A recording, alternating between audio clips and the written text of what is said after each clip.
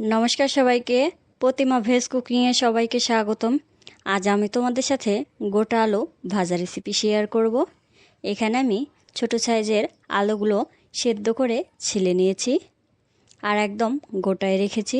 এই আলুগুলো মাঝখান থেকে কাটবো না, এই গোটা অবস্থায় ভেজে নেব। ফ্রাই প্যানে এবার দিয়ে দিচ্ছি সয়াবিন তেল। তেলটা অল্প করেই দিয়েছি। এবার গোটা আলুগুলো ধীরে ধীরে দিয়ে দেব। অল্প অল্প করে হাত দিয়ে গোটা আলুগুলো দিয়ে দিচ্ছি। আলুগুলো দেয়া হয়ে গেছে, এবার একটু নেড়ে ভেজে নেব। নেড়ে নিয়েছি আর দিয়ে দেবো এবার মশলা। প্রথমে দিয়ে দেব পরিমাণ মতো লবণ, আর দিয়ে দেব হলুদ গুঁড়া পরিমাণ মতো। এবার দিয়ে দেব মরিচের গুঁড়া। তোমরা চাইলে সেদ্ধ করার সময় অল্প করে একটু লবণ দিতে পারো, সেই ক্ষেত্রে আলুর ভিতরে লবণটা আরও বেশি পাওয়া যাবে।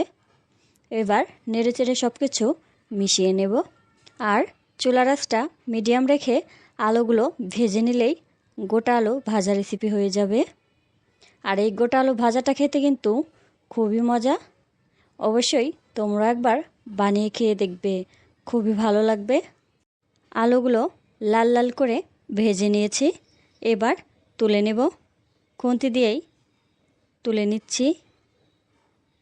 আর আলুগুলো দেখো কতটা সুন্দর হয়েছে। আজকের এই রেসিপিটা তোমাদের কেমন লাগলো অবশ্যই কমেন্ট করে জানাবে। সবাই ভালো থাকবে, সুস্থ থাকবে। নমস্কার।